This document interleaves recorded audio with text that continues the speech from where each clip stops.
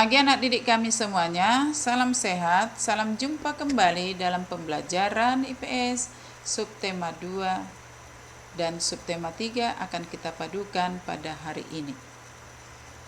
Mari simak dan ikuti dengan baik. Aktivitas masyarakat dalam lingkungan sosial. Manusia merupakan makhluk sosial yang tidak dapat hidup sendiri. Manusia harus menjalin interaksi dengan lingkungan sekitar, baik lingkungan alam maupun sosial. Interaksi antara manusia dengan lingkungan merupakan suatu hubungan timbal balik yang saling memengaruhi. Pengaruh ini terlihat dari keberagaman aktivitas masyarakat.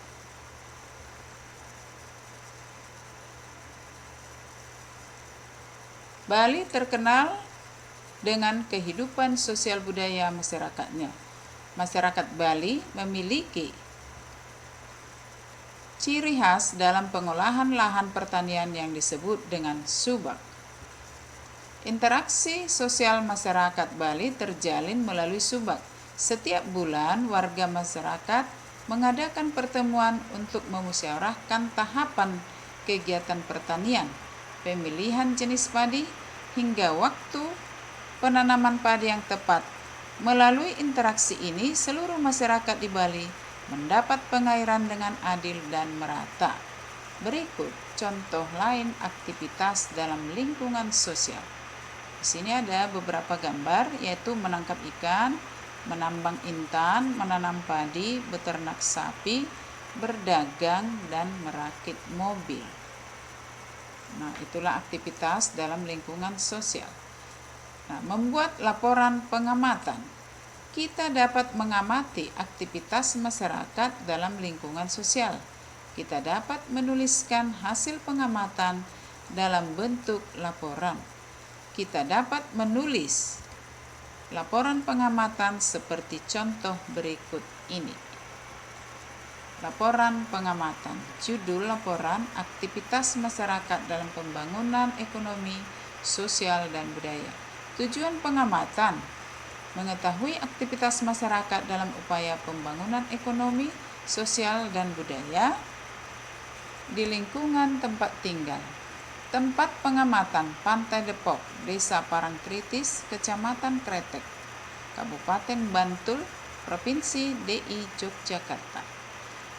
Tanggal pengamatan 23 Januari 2018. Hasil yang diamati: interaksi manusia dengan lingkungan sosialnya, upaya manusia dalam berperan serta membangun ekonomi, sosial, dan budaya. Hasil pengamatan: kegiatan masyarakat di sekitar Pantai Depok untuk membangun ekonominya, antara lain dengan berdagang dan menangkap ikan. Interaksi sosial yang dilakukan masyarakat sekitar Pantai Depok sebagai berikut. 1. Mengadakan arisan setiap 8 atau 35 hari, tepatnya setiap malam Selasa Pon. Melalui arisan ini, nelayan dan pedagang dapat berkumpul untuk mengeluarkan unek-unek maupun ide mereka. 2. Saling membantu sesama nelayan yang mengalami kesulitan, misalnya jika terjadi kerusakan mesin kapal di tengah laut. 3. Para nelayan dan pedagang bergotong royong membersihkan sampah di tepi pantai. 4. Para nelayan dan pedagang bergotong royong mempersiapkan ritual sedekah laut. Kesimpulan: manusia merupakan makhluk sosial yang tidak dapat hidup dengan lingkungan sekitar, baik lingkungan alam maupun lingkungan sosial. Interaksi manusia dengan lingkungan sekitar lama-kelamaan akan membentuk perekonomian dan budaya setempat. Pembangunan ekonomi dan sosial budaya di Indonesia. Pembangunan ekonomi dan sosial budaya sangat penting bagi kemajuan bangsa. Salah satu faktornya adalah interaksi antar individu atau kelompok di dalam suatu lingkungan. Setiap individu atau kelompok tersebut memiliki peran masing-masing. Nah, kita lanjut yang berikutnya. Contoh interaksi dalam hal pembangunan ekonomi adalah kegiatan jual beli di pasar. Bahan makanan seperti beras, jagung, dan sayur-sayuran diproduksi oleh para petani. Dalam hal ini, peran petani adalah kepada pedagang. Selanjutnya, pedagang berperan sebagai penyalur barang produksi yang dibutuhkan oleh pembeli. Di pasar akan terjadi transaksi jual beli antara pedagang dan pembeli. Proses tersebut akan terus berlangsung sehingga tercipta pembangunan ekonomi di daerah tersebut. Nah, perhatikan kegiatan pelelangan ikan. Nelayan, juru lelang, pedagang besar, penyedia jasa transportasi. Nelayan perannya sebagai penjual ikan di TPI. Juru lelang perannya menawarkan harga kepada calon pembeli. Pedagang besar perannya menjual ikan di daerah lain. Penyedia jasa transportasi perannya membawa ikan dari TPI ke daerah lain.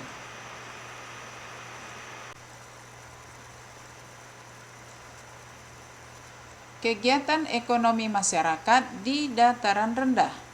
Dataran rendah merupakan dataran yang luas dan rata.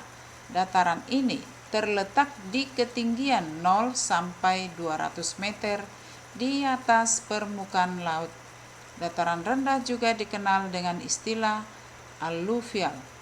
Tanah jenis ini subur dan baik untuk bercocok tanam. Nah, dengarkan yang berikutnya. Selain itu, dataran rendah memiliki area yang relatif datar sehingga kondisi ini memudahkan masyarakat dalam beraktivitas. Kemudahan tersebut membuat dataran rendah berkembang menjadi pusat kegiatan masyarakat.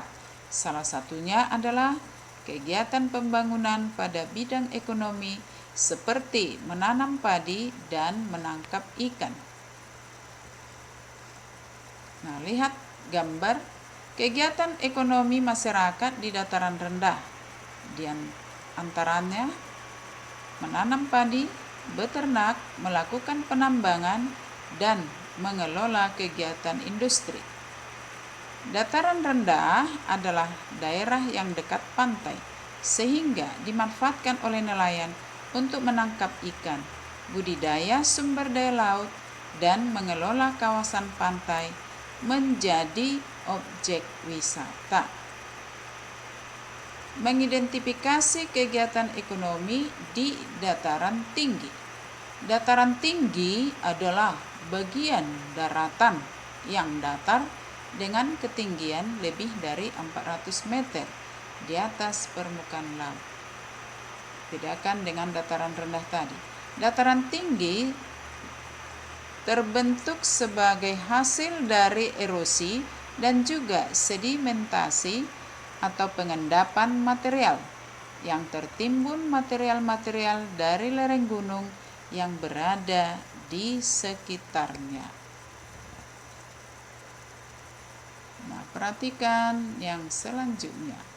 Aktivitas ekonomi masyarakat di dataran tinggi lebih cocok untuk perkebunan dan peternakan. Kedua kegiatan tersebut dapat dilakukan secara individu atau berkelompok. Interaksi manusia dengan lingkungan di bidang ekonomi dipengaruhi oleh beragamnya mata pencarian masyarakat Indonesia. Perbedaan ini juga disebabkan oleh sumber daya alam yang terdapat di sekitarnya. Nah, lihat gambar, petani memanfaatkan lahan subur di dataran tinggi untuk bercocok tanam teh. Nah, itu adalah perkebunan teh.